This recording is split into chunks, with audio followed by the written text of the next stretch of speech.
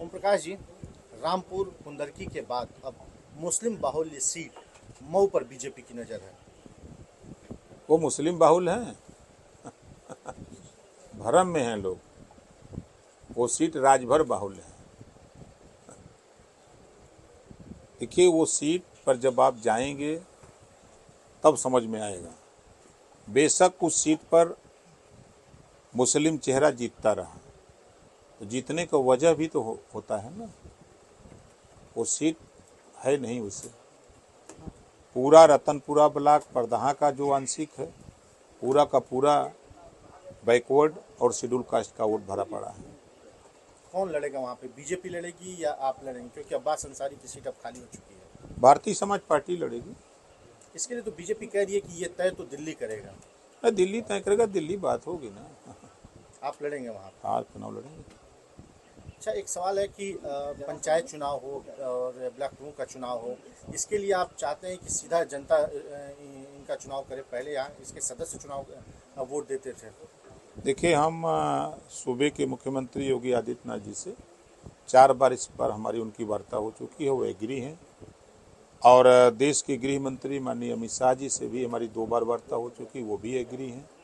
और प्रधानमंत्री जी से 1 बार वार्ता हुई है, वो भी एग्री हैं कि धनबल और बाहुबल को ख़त्म करने के लिए जनता के से चुनाव प्रमुखी का और जिला पंचायत अध्यक्ष का होना चाहिए। इसके पक्षधर हैं। इसी हफ्ते प्रस्ताव हम लोग भारत सरकार को उत्तर प्रदेश से भिजवा देंगे और फिर पैरवी वहाँ करेंगे। 3 बार 4 बार मुलाकात हो चुकी है, बातचीत हो चुकी है, कुछ रिजल्ट आया अभी तक? 100% सहमत हैं लोग करने के लिए।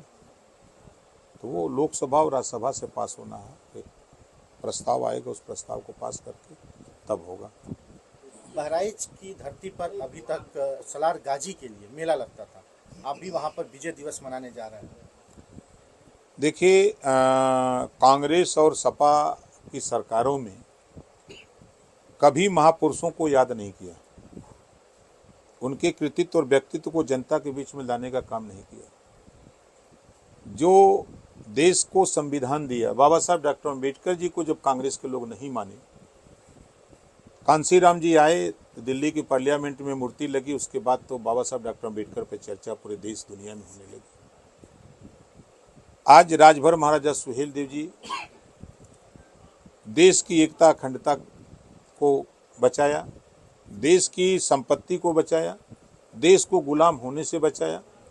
ऐसे राजभर महाराजा सुहेलदेव जी के इतिहास को देश के इतिहासकारों ने भी अपनी कलम नहीं चलाई, या वो कलम चलाई भी तो जो सत्ता में बैठे हुए लोग लंबे समय तक कांग्रेस और सपा के लोग थे, इन लोगों ने कभी राजभर महाराजा सुहेलदेव जी का जिक्र नहीं किया।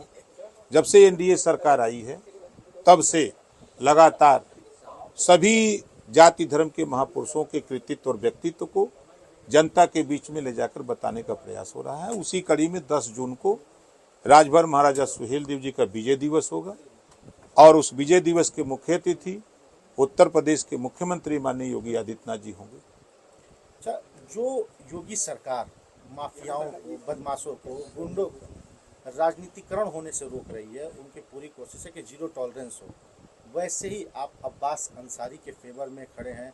अब्बास अंसारी के मामले को लेकर हाईकोर्ट जाने की बात कर रहे हैं। देखिए, अदालत ने फैसला दे दिया है चुनाव कराने के लिए और सरकार का भी फैसला हो गया।